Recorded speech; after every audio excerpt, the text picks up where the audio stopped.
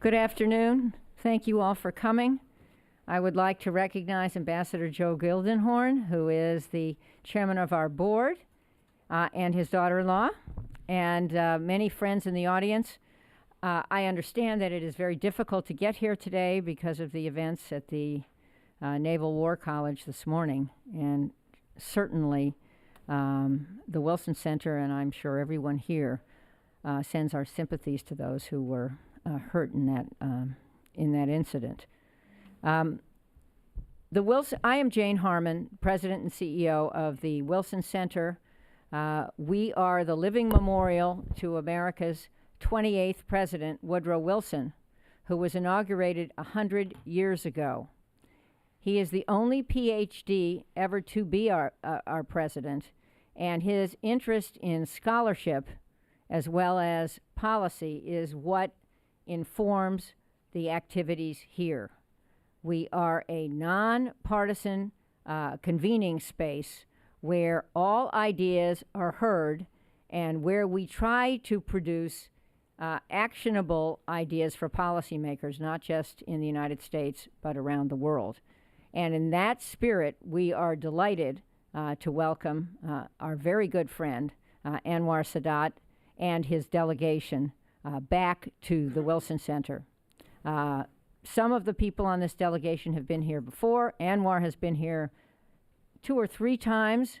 I have met with him many times on my trips to Egypt. I have made 4 trips to Egypt in the last 18 months, and many people here, including Hala Esfandiari, who will moderate this discussion, she is the director of our Middle East project, have been actively involved in events in Egypt. This morning, for 2 hours, this delegation met with some academics and journalists for an off-the-record discussion.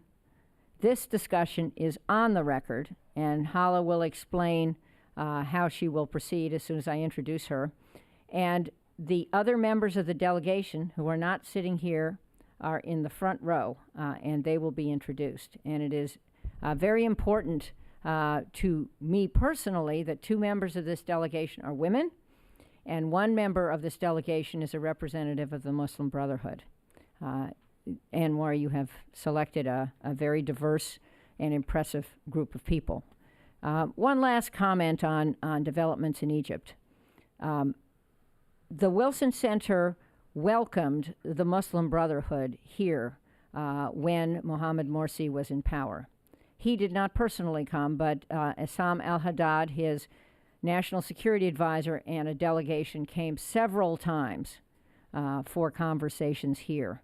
And the point was made by many of us that the government needed to be more inclusive and have more diverse voices in it and be open to additional points of view. And we talked about the Constitution and other things that were developed. I am speaking personally, but I was disappointed to see a lack of progress. Similarly, now in Egypt, there is a new government, and we are watching very closely because some of these issues are being raised again. And it's important that this panel be able to speak about this and air differences about this, and that our audience have a chance to question the panel about some of these issues. Finally, let me say that another initiative at the Wilson Center is our ground truth briefings. They occur approximately once a month, but we had 2 of them on Egypt as events were unfolding. And the second of them occurred just the day before the military removed. I'm not characterizing what that action was, not using the C word, removed Mohammed Morsi as the president. Anwar Sadat was on both of those calls, as was Nabil Fahmy, who, as you all know, is now the foreign minister of Egypt. So we are very pleased that we are able in real time to follow events closely. Egypt is the largest Arab country in the world. 90 million people live there. How Egypt turns out affects how many other countries will turn out.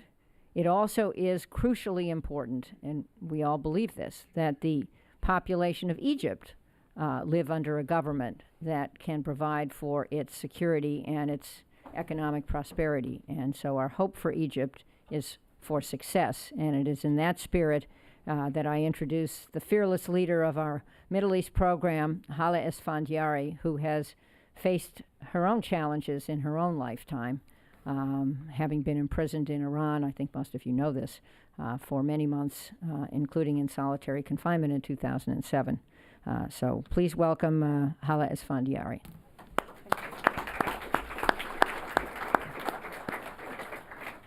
Thank you very much, Jen, for your introduction. It's a great pleasure for the Wilson Center and the Middle East program to welcome this inclusive delegation from Egypt. This has been in the work for, I would say, at least 2 months, and we really owe a lot of gratitude and thanks to Mr. Sadat, who got in touch with us and suggested that he would like to bring a delegation to Washington. One of the members of the delegation arrives slightly later. He is currently at Dallas Airport. We hope that he will make it while the meeting is on. He is a member of the Salafi party, and he will be hopefully here. Our speakers today are Mr. Muhammad Anwar Sadat. He's the chairman and founder of the Reform and Development Party, and he has served in the People's Assembly as the chairman of the Human Rights Committee. He's a member of Economics Committee and a member of the Foreign Relations Committee. We have distributed their bios, so I will stop here and make it short. To my left, there is Dr. Sama Fauzi. He has served as a representative of the Coptic Church on the Shura Council. He was one of the 90 people appointed by former President Mohammad Morsi, but he resigned from the Shura Council on the 28th of June 2013. To my right is Mr. Towson.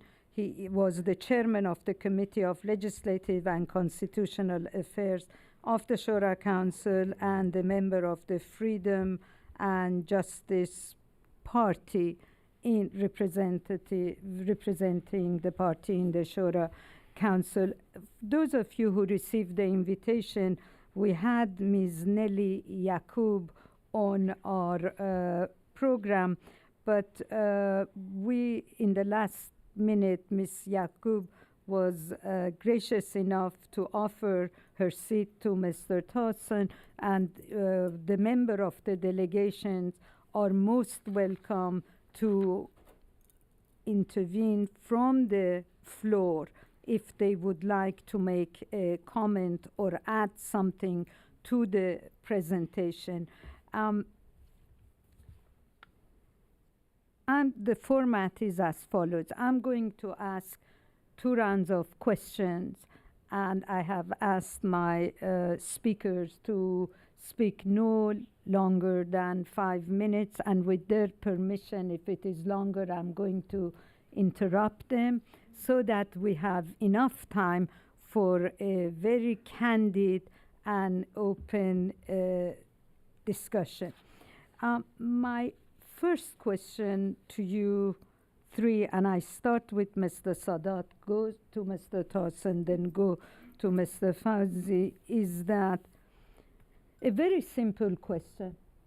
Is Egypt on the right path? Well, thank you, Hala. I believe this is the best we can have at this stage. It's not the perfect scenario, but I think what have happened during the last, I would say, months or two, we were trying to avoid a civil war.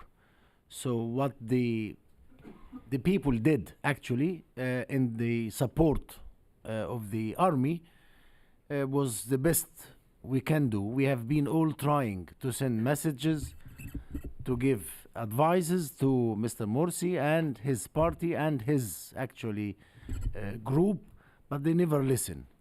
So I believe it's their mistake.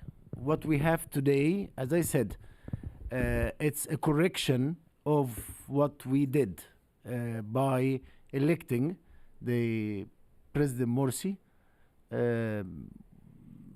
Of course, I know that it's difficult for Europeans or for Americans to see a legitimate president, which we cannot deny this fact. He was freely and fair elected, you know. But I mean, he was a big failure. So people have been trying, and European Americans have been trying to tell him that he should somehow try to include all others, oppositions, youth movements, but actually they did not. They were more after consolidating powers, not after consensus. So people went out because of their failure, and they were supported by the army who have removed them. So of course I would have loved that this would be through a free and fair election again through the ballot box, but I mean, we cannot wait anymore. It was wrong choice, I think.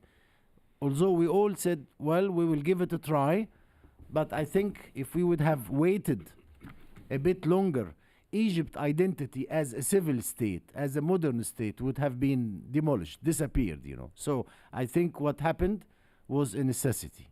And I hope that from what we have been doing so far, through this new roadmap, would make a correction as regard to the constitution, also as regard to having an elected institutions, which hopefully we can see soon. Within maybe 2 months we will have the constitution in place, and then we will have the parliamentary elections by beginning of January, and then the presidential elections.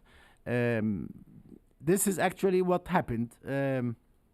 I know that Americans, same as Europeans, they are a little bit worried about the what have been going on lately, violence, and that the Muslim Brotherhood might not be included on the political process, but we are against this.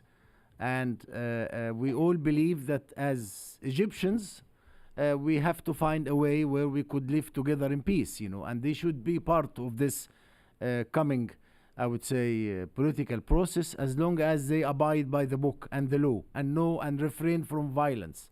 This is actually what we are all after. So I hope that they will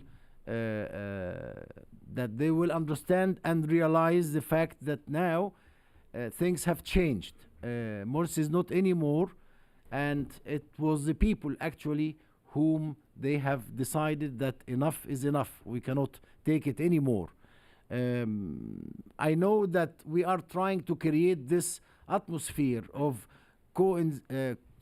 coexistence together, but of course I know that some people, liberal, seculars, because they don't trust the Islamists anymore, so they are a little bit sensitive, and they don't want to see them part of this of this political process. But we are trying, and we have been asking some of our media to try to help to create or to have this atmosphere, to help us as politicians to work out an understanding whereby we can all be part of this new process. I think what the Islamists had today, they have lost. I mean, the Muslim Brotherhood, they have lost what they have been depending for years. It's the respect and the sympathy of Egyptian people, you know. This is their big loss they have today. If they call for any more demonstrations or if they call for any more protests, they will not find real supporters, because people have tried them and they have seen what happened during 1 year. What happened during 1 year, in my opinion, never happened during 50 or 60 years. So I hope that they realize the fact that they have to again be part of this. I think the people have been worried about the military. Just to tell you, and we have here with us actually Mr. Abdul Alim Dawood, who represents the Wafd party as a liberal party, and he was the deputy speaker of the parliament. We have made in the last parliament, before it was dissolved, all the military activities, all his civil activities is fully controlled, monitored by the parliament. Only those related to armaments is only discussed within the Committee of the Defense and National Security. But otherwise, all military activities is now supervised, monitored. The parliamentarians have full right, full access to know exactly what they did. So all this empire which people have been talking about, the economic and financial empire which the army have, actually does not exist anymore. Yes, it used to be in the old days, since Nasser, Sadat and Mubarak, but not anymore. And I think the army is not very much interested on taking power anymore. They have tried this during the 2 years of this, how we call it, transition period, and I think they got enough troubles, and they prefer to stay and to do what they are apart from this.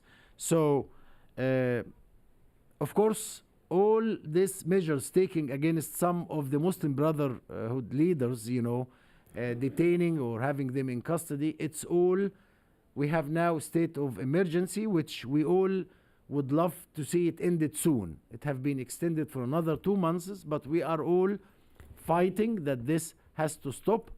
Of course, they have their reasons that they need it because of all this, terrorist attacks we have in Sinai and so on. But I think it will only be for the coming 2 months, and that's it, because we still believe that Muslim Brotherhood have full rights to be part of this coming process, and no one should be detained unless there is a sort of judiciary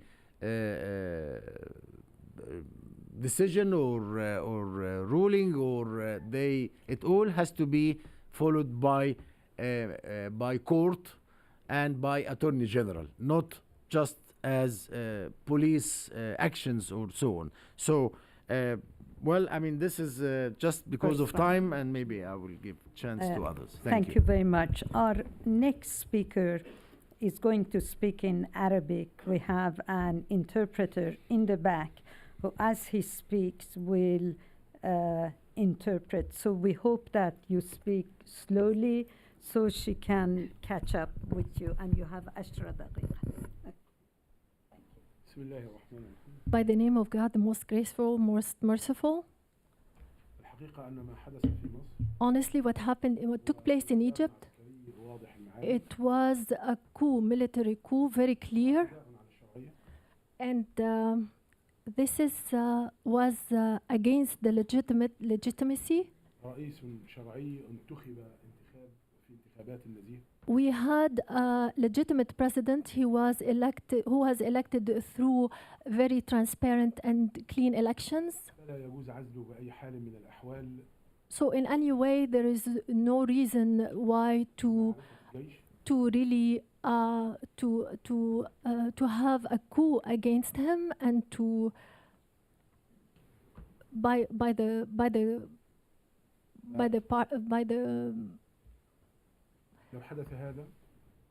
if this kind of things happened.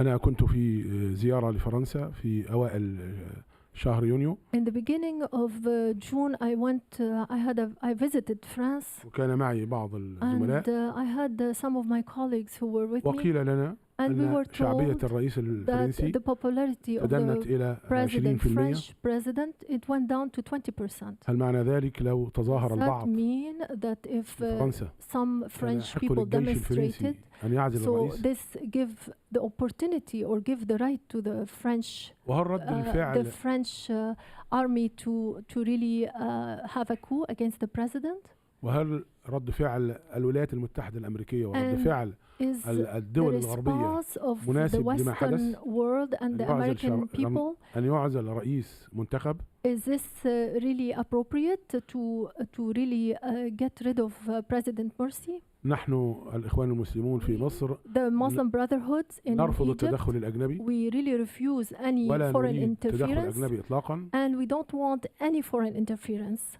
ولكن However, حينما يعتدى على الشرعية بهذه الطريقة however, when something legitimate is attacked in such a way, يجب أن تعلموا you في have عهد مرسي to be لم تغلق aware that صحيفة. during the presidency of Morsi, no newspaper was shut down, لم تغلق أي قناة فضائية. no TV station was shut down.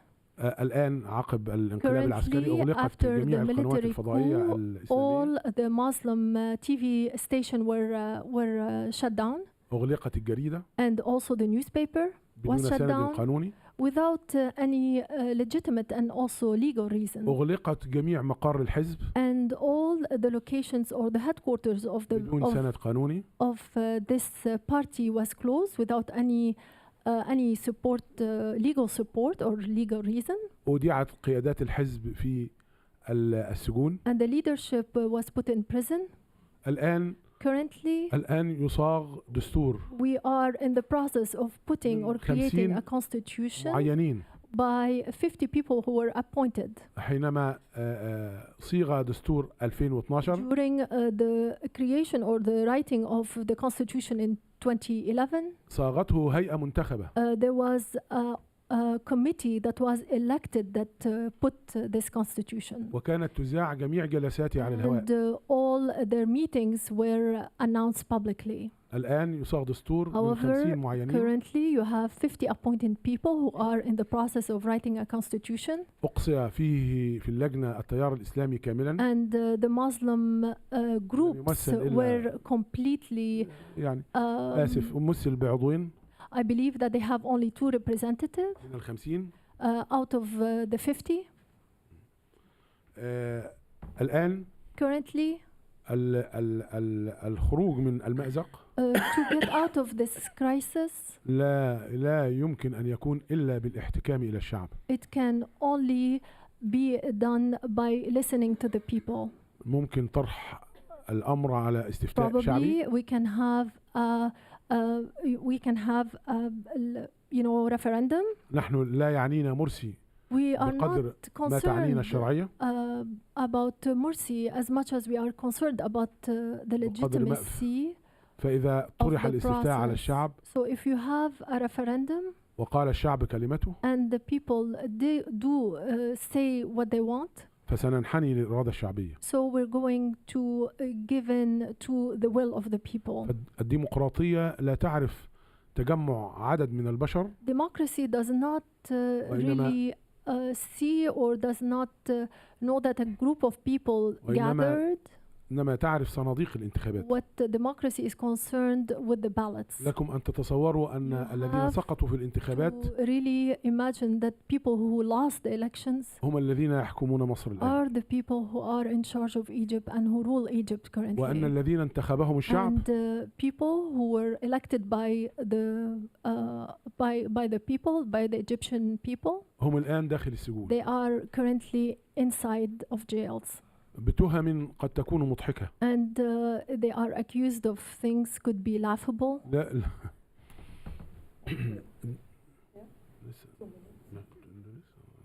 Not yet. أما الزعم بأن الجيش كان يجب أن يتدخل. How about this saying that the government or the army should have interfered? بحجة أن هناك حرب أهلية. This is with an excuse that we were about to have a civil war in Egypt. فهذا مبرر يعني This مختلق. is an excuse that is invented. وأما ما يدعوه من يسمون أنفسهم الليبراليين or people who call themselves liberals, ويريدون إقصاء الإخوان they want to really not include the Muslim Brotherhood in the political process. فهذا يفقدهم This صفة is الليبرالية. really says that they are not really liberals. هم فشلوا في الانتخابات They did not win the elections, فتصوروا أن الانقلاب العسكري هو الذي ينقذهم. so they believed that this military coup will save them أخيرا أحب أن أؤكد from this failure. Finally, I would like to insist and to underline that the Muslim يرفضون كل أعمال Brotherhood, العنف they refuse all types of violence, ويرفضون الإرهاب and then they refuse terrorism, ويؤكدون على أن and ما حدث they من حرق insist الكنائس في مصر of what happened regarding the burning of churches in Egypt. إنما هو حدث من This is البلطجية something happened by the thugs al-Baltagiyya, والإخوان لا and يملكون Muslim سيطرة على Brotherhood, البلطجية they do not have any say over or control over these thugs. يريدون أن يحموا الكنائس And Muslim Brotherhood wants to protect the كل ما churches أوتوا من قوة. with all their power. شكرا حضرتك. Thank you. Thank you very much.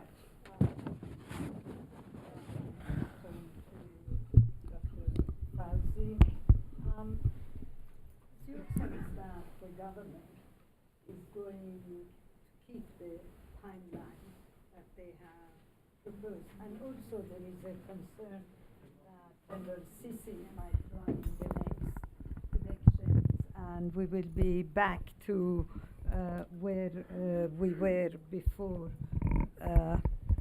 the Arab Spring started in Egypt. So give us your take Thank you. on this. And first of all, I would like to thank Woodrow Wilson Institute for inviting us to be here and to have such a fruitful discussion with a sign of pluralism in Egypt, that we have a diverse views. I think we have three key concepts. I would like to have some comments concerning it. Legitimacy, democracy, inclusiveness.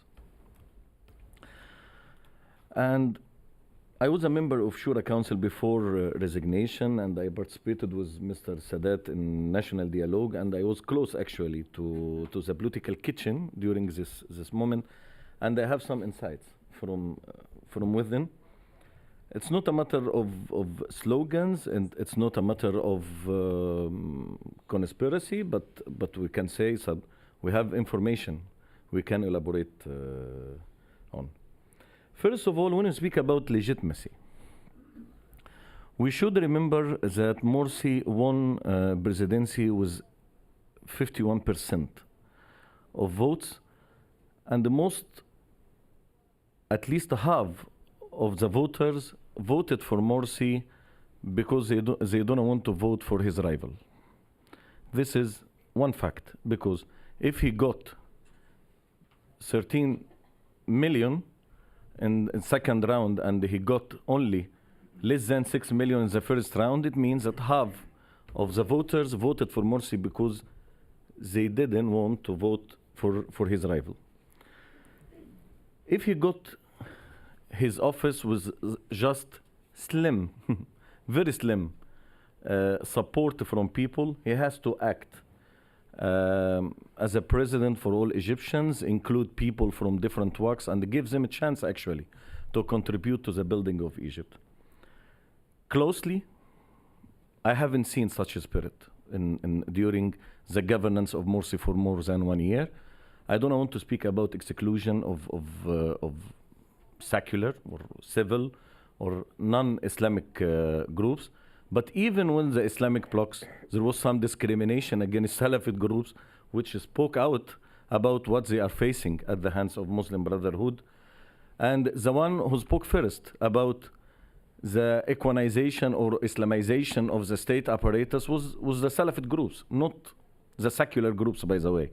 He said that Muslim Brotherhood are inserting their loyalists everywhere within the state apparatus at the expense of other groups and other people.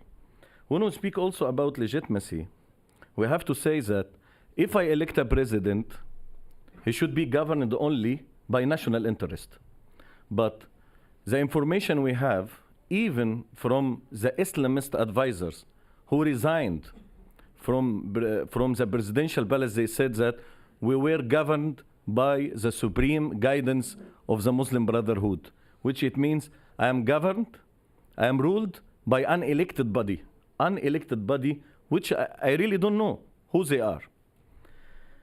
Number two, when I speak about democracy, it means that democracy are not just the mechanisms, are not just the votes.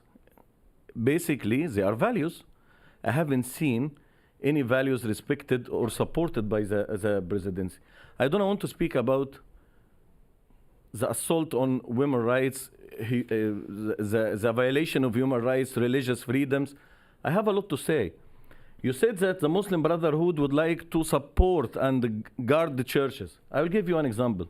During the presidency of Morsi, there is only one church has been approved to be built with only 300 meters, just a few days before 13th of June revolution to turn Christians away from the massive demonstrations. What just it means?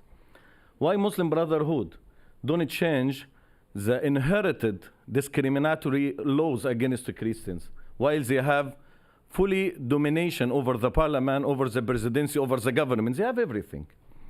It's not a matter of public relation. This is what we have seen, that the relationship between Christians and the Muslims wasn't based on citizenship principles, but it was just a public relation that the president speak about friendship, about love, about relationship between Egyptians, but nothing has been done to change the socio and the political and legal conditions concerning the interreligious relationship.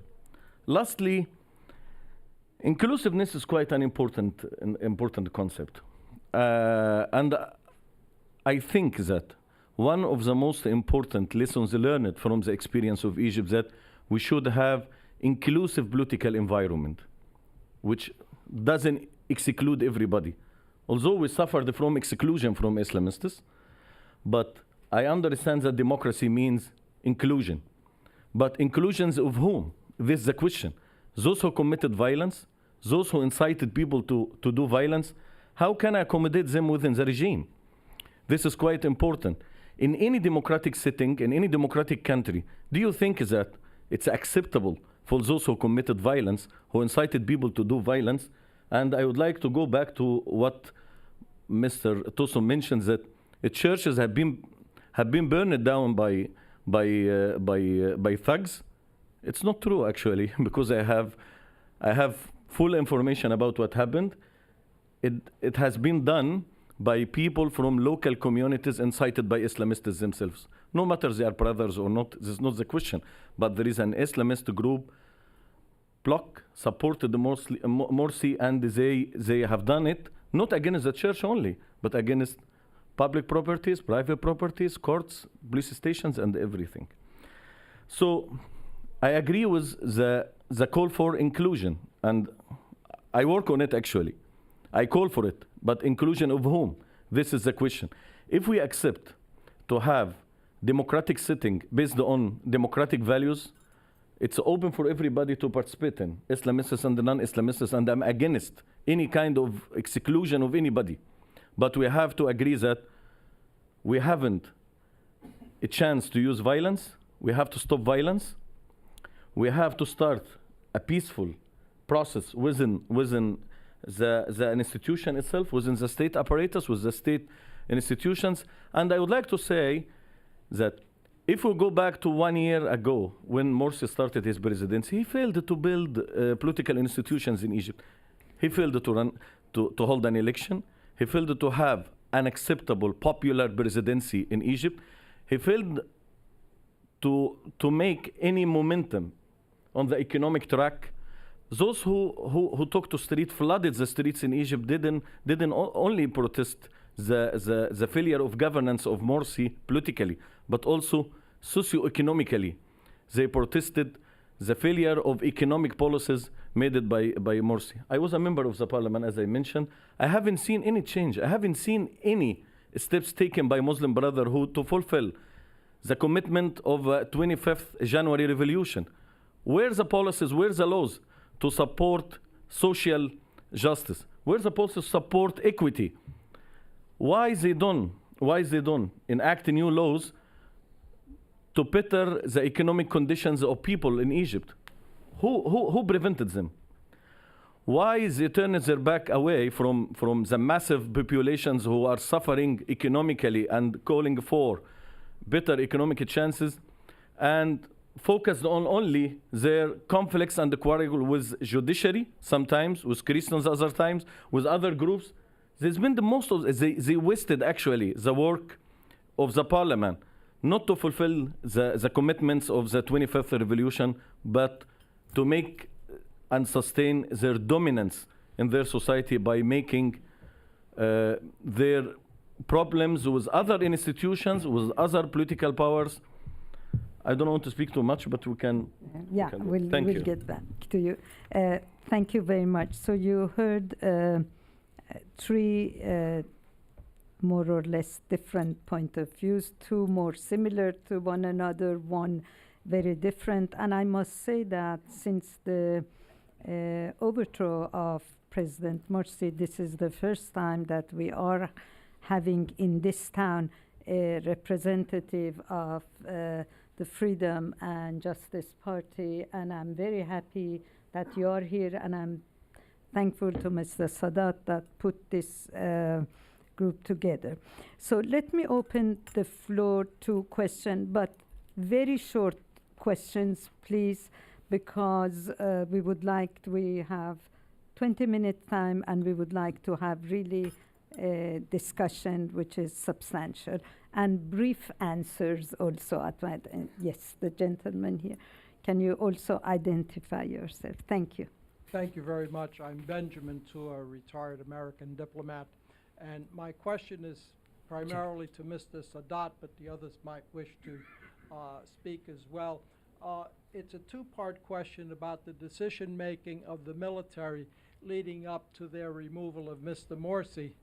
And the first part is, why do you believe that, excuse me, removing Mr. Morsi was the only way that the military could control the situation? Surely there were other ways. And the second part is, was this a decision taken by General Sisi and his military advisors, or were there other groups that were involved in the decision making? Thank you. Anwar, please. Fine. Well, I mean, we all have been trying, as I said, political powers and also the Al-Azhar as an institution representing the moderate Islam, the church, they all have been talking to the president and to those who are surrounding him that the country cannot go on, and there is such a big, people were divided. He, as I said, he never listened. He believed that he's right. Even the Americans and the American ambassador, Mrs. M. Patterson, she had been trying personally. I mean, Jane, she knows this. She was in part of these discussions during her visits in Egypt. They all have been giving him an advice. You cannot exclude all political parties or all of those, youth movements. They never listen. Europeans have been trying to give him the same advice. Then the military have been giving him also advices that this is wrong, that we are, going in a wrong directions. It didn't happen in a day or two. No, they have been giving him this messages during months, actually.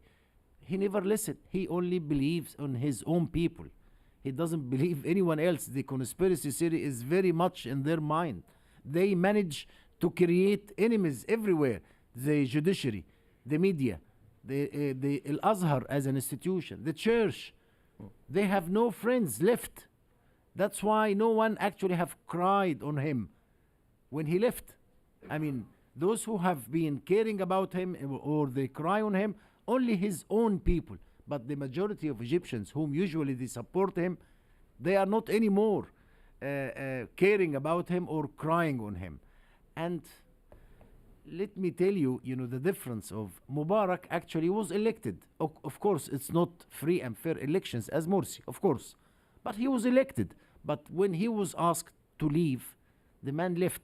And his party, which was ruling the country, National Democratic Party, which is about 3-4 million, we haven't seen any reaction of those party members in any of the cities or governorates as we have seen from the member of the Muslim Brotherhood. All this violence, Mubarak, he left in peace. And actually, the European, the American, no one care about him. No one even asked to visit him or to call him, as we have seen with Morsi, as he was not existing for 30 years. This is what happened, actually. So what I'm saying is, the military have been trying, same as many other institutions. The president never listened, and he wouldn't react. And so my opinion is that the people, actually, because of the failure of the Muslim Brotherhood, all Egyptians say enough is enough. We cannot take it anymore, and we will go out. And this is what they have been declaring before maybe 3-4 months through this rebel movements, that they have been collecting signatures to ask him to leave or to call for an early elections, And this is what exactly happened. People was in the streets, millions. I wouldn't say is it 20 or 30 million, but millions of the people saying enough is enough. And he should understand and he should step down. But even that, he wouldn't. He have been making a speech just 2 days before he leaves, and he was saying either me or chaos or bloodshed. This is his last speech, So this is actually what happened. Thank you. Let's take another question, and then we'll come back to answers. Yeah. Yes, please. Just wait for the mic. Thank you.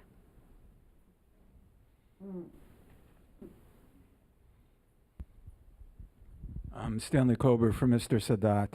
You said that people charged with criminal offenses should be produced before a court, not just seized by the military. So why hasn't Mr. Morsi been produced before a court? He will soon. I think he's already, they have been asking him to stand over for court, I think, in maybe next month, I think. So he will be trialed in a free and fair trial.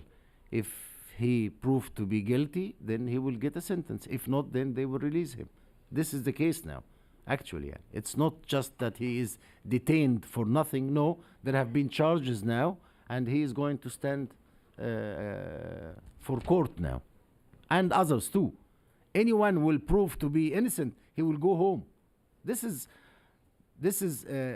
principles which we all agree, and we understand that the Americans have been very clear, same as European, that it's the values, it's the principles, it's the rights for all politicians that they should practice their political rights, social rights.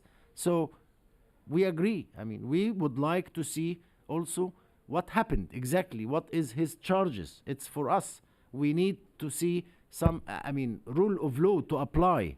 We would like to see accountability, So we are all for this. So it's already, maybe next month he will be on trial, and it will be public one, same as Mubarak. A question here, please. Yes, someone. Can you also identify? Good afternoon. My name is Shlomi Eldar. I'm a journalist and a fellow here in Wilson Center. My research about the Muslim Brothers and Hamas movement.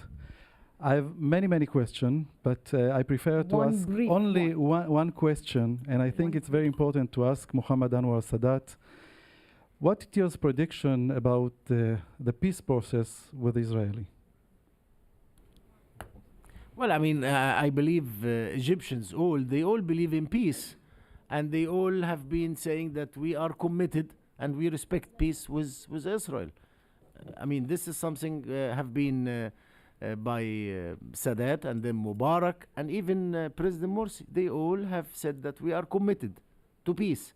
But of course, we are very much also trying to have a comprehensive peace for the whole region, So we would like also to see serious negotiations with the Palestinians for also finding a solution, you know. So I think when it comes to peace, Egyptians, they have tried war and they know how much it cost and how much we all have suffered. So we are all for the stability and for the security of the region, you know. So I think we will all continue as long as our also partners in peace, they respect their commitments too, you know. Trudy, and then in the back, please. Yes. Trudy Rubin, the Philadelphia Inquirer. As you all know, there are some in this town who would like to see aid to Egypt cut off over the removal of President Morsi, and also over repressions that don't just apply to Islamists, but seem to be corralling and rounding up journalists, NGO people, and leave question marks about rule of law. I'd like to ask you, what would be the impact of a further aid cutoff? Does the small aid cutoff that's happened so far matter? Should it be cut off? Should it not be cut off? And I would love to hear both from Mr. Tosin and either from Mr. Sadat or Mr. Fauzi. Mr. Fauzi, would you go first and then Mr. Tosin? And then, do you want to go first? Okay, sure. Okay. Regarding answering this question of aid? I think that we have different views even from American side concerning the relationship or strategic relationship between Egypt and the United States. It's not only concentrated on aid. This is what I mean. It's quite broad, it's quite strategic, and it has different dimensions. But what can I say is that if you look at the Egyptian spectrum right now, you found that some sort of ultra-nationalism in Egyptian society right now, and some people speaking critically about the aid. That every time they think Egyptians that they decide on their own affairs in a way that doesn't appeal to United States or Europeans or other countries, and the issue of aid raised in this matter, some people start talking, even after revolution, 25th revolution, that we don't need aid anymore. We would like to reconsider the issue of aid. Some of them maybe are not realistic enough in talking about issues like that. Particularly, Egypt is facing a tough economic situation. But at the end of the day, the more we talk about the issue of aid, the more we are fueling the other side in the society, which focus more on nationalism and would like to return back to 60s or even different models in Egypt. So it's quite important to be cautious when you speak about the issues of aid. This is not the only single issue in the relationship between Egypt and the United States, or even in the relationship between Europeans and Egypt. Lastly, also I would like to mention to an important issue in this regard, that Egypt is a cornerstone in the region, and Egyptians flooded the streets against Morsi not only for the failure of governance, but also for the bad economic policies, as I mentioned earlier. So the more we sustain the economic situation in Egypt, the more we sustain the democracy, the newly democratic system. So the situation is quite overlapped. So I don't want to worsen the economic situation in Egypt, which will definitely has aftermasses, not only on Egyptian society, but it may be expanded to the troubled region in the Middle East.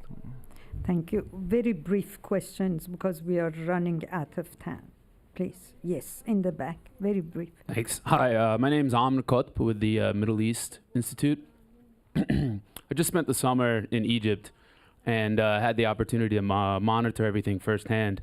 My question for you all is that I feel that there's a growing number of seculars and liberals who seem to truly understand the concepts of liberalism, who find themselves trapped in between the extremities of violence, whether it be in the name of legitimacy in the Muslim Brotherhood on one side, or the name of safety and security with the military and the interim government on the other side.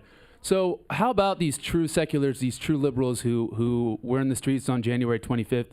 What are they supposed to do, and how do they find a way to unite and pursue true democracy in the current dichotomy? Okay. Would you like to take that, Mr. Tosin? Would you like to? Would you like to take that, and then we'll Well, go okay. Okay. I will do it, but then Yeah. you'll be ready. You will- Okay. we'll do Well,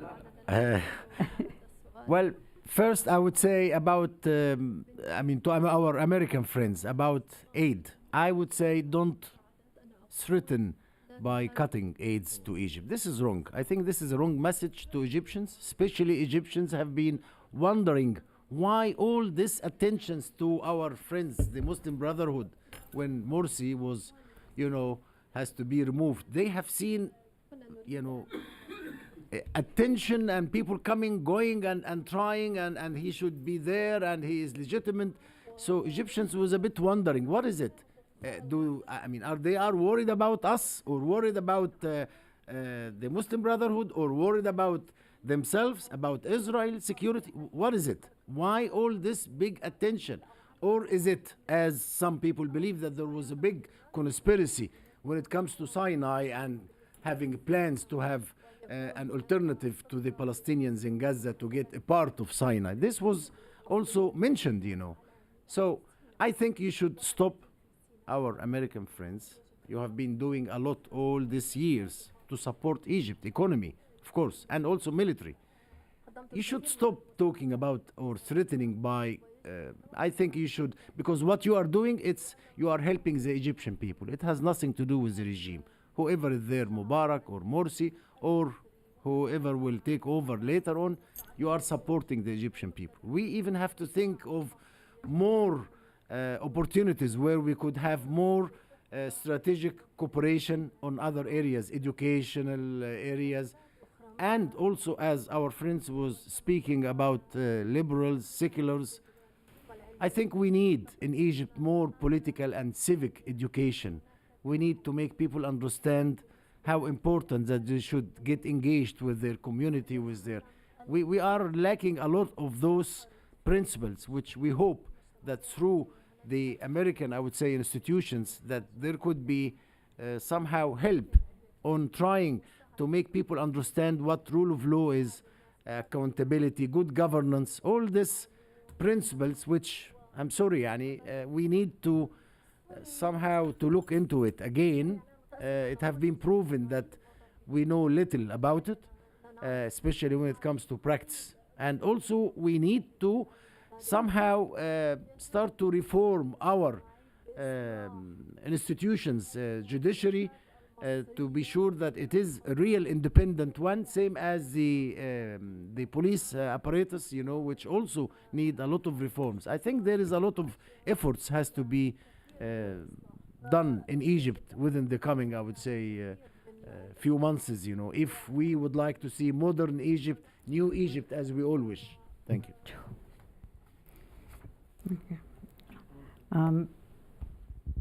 Mr. Tosin, let me ask you the last question, and that's it. And but before I ask you the last question, I would like also to thank Ambassador Joe Gildenhorn, the chairman of the board of the Wilson Center, who has been a supporter of the Middle East program from day one and has attended all our meetings. We owe him a lot of gratitude.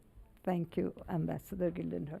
My last question to you, and I would like just very brief answer to that, is that whatever happened, happened.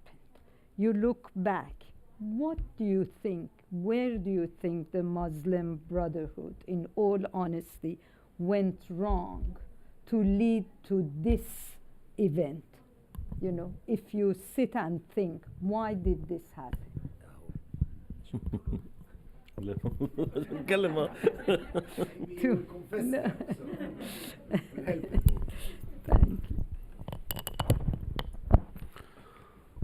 الحقيقة أن الحديث يأخذنا في محورين. Truly, this conversation lead us to البعض two topics. يتحدث عن Some هل ما people- حدث هذا مع مرسي أو شرعي؟ They say what happens ديمقراطي to Morsi, أم لا؟ was it something legitimate and was it الحديث الآخر، democratic? Yes or no? هل ممارسات مرسي And secondly, are the actions of Morsi كانت بهذا السوء حتى was that يحدث هذا bad الأمر؟ to get to this أعتقد أن الجزء الثاني من السؤال I think لا يكفيه أن نجلس فيه أو لا يكفيه إجابة مقتضبة. I think I cannot answer this لماذا؟ question shortly. لأن الرئيس Why? مرسي Because تولى، President أنا سأقول في إيجاز، Morsi, and I'm going to تولى say المسؤولية shortly, he took في ظروف his position لم in تحدث لأي رئيس في العالم. conditions that did not face any president in the whole world. تولى رئاسة الجمهورية، ليس هناك دستور، Took on the presidency where there was no constitution. ليس هناك مجلس شعب، There was حلوا no مجلس شعب من قبل أن parliament يدخل. because it was not working. ليس هناك مجالس محلية منتخبة. And no elected local councils.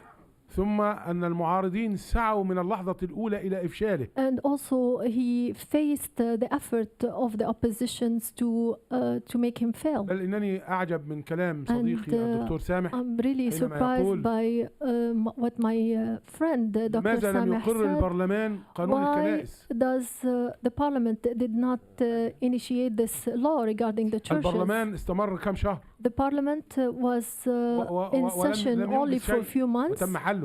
And then it was dissolved. لماذا لم يقوموا بحل المشكلة الاقتصادية؟ Why did they not solve the political or the economic بعد هذه problems? الثورة التي حدثت Is it 25 يناير possible after the revolution of the 25th of January منهارة he took اقتصاديا، hold of a منهارة country أمنيا؟ that is collapsed completely on economic and also security level? هل كان يستطيع في خلال Was هذه he الفترة الوجيزة able during وبعد this كل هذه short الحروب period and after all these wars? الذين الإخوان المسلمين Muslim لا يرغبون Brotherhood, أبدا في they قطع don't المساعدات want بل to have a cut for the support ويرفضون أي for تدخل the أجنبي، Americans, and they don't want any foreign عكس ما كان interference. يحدث أثناء حكم مرسي. كانت Contrary القوى الأخرى تطلب وقف المساعدات. to what happened during the time of Morsi, where the other entities or the other groups asked to cut the aids to Egypt. الأهم من ذلك أن الإعلام في مصر الآن موجه اتجاه واحد. What is very important now is that the media now is directed in one direction. يصور أشياء غير حقيقية. And they try to portray things that do not exist, are not true.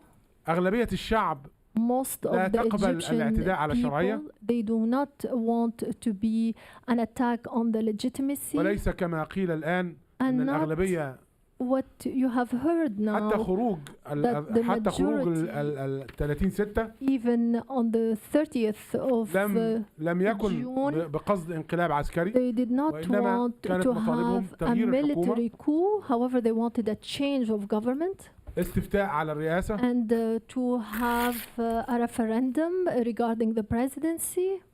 والذي يسأل عن الحل And, الآن Someone was كيف يكون؟ asking about the ليس solution. هناك حل إذا There is كنا no نحترم solution. الديمقراطية إلا أن نحتكم إلى We الصناديق have to go back وندعو الناس إلى استفتاء to هل ask ترغبون في بقاء the مرسي people أم and ask the ترغبون people, do you want Morsi to في stay رحيله؟ or do you want him to لابد leave? من الصناديق So, الانتخاب، ليست هناك وسيلة Ballots تعرفها الديمقراطية في العالم is إلا the صناديق only الانتخابات. way for democracy. Thank you. شكرا.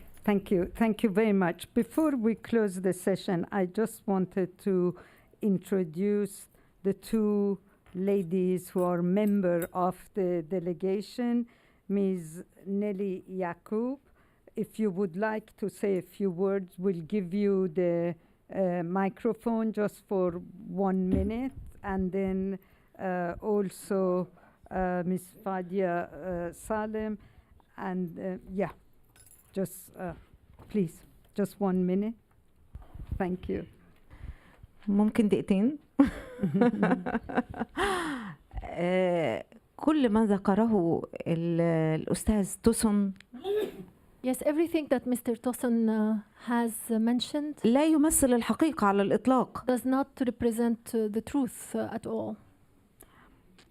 لأن الحقيقة إن إحنا جايين هنا وإحنا نحب إن إحنا ندعو أكبر عدد ممكن وينزل مصر ويقابل الناس علشان يعرف الحقيقة فين. So we come here and to ask and to invite the highest number of people or the most people to go and visit Egypt to know what is happening, what is the truth by talking to the الرئيس people. مرسي لما جه في أول President Morsi فترة رئاسته in the beginning of his presidency طلب مهلة 90 يوم he asked for a 90 days لإصلاح period الأوضاع in order to fix the issues. ولم يفعل شيء على However, he الإطلاق. did not accomplish anything at أنا all. عضو سابق في مجلس الشورى I'm a former member of the Shura وكنت في اللجنة and, التشريعية اللي I كان was, بيرأسها الأستاذ توسون in the committee that was headed, the legislative committee headed by Mr. Toussaint.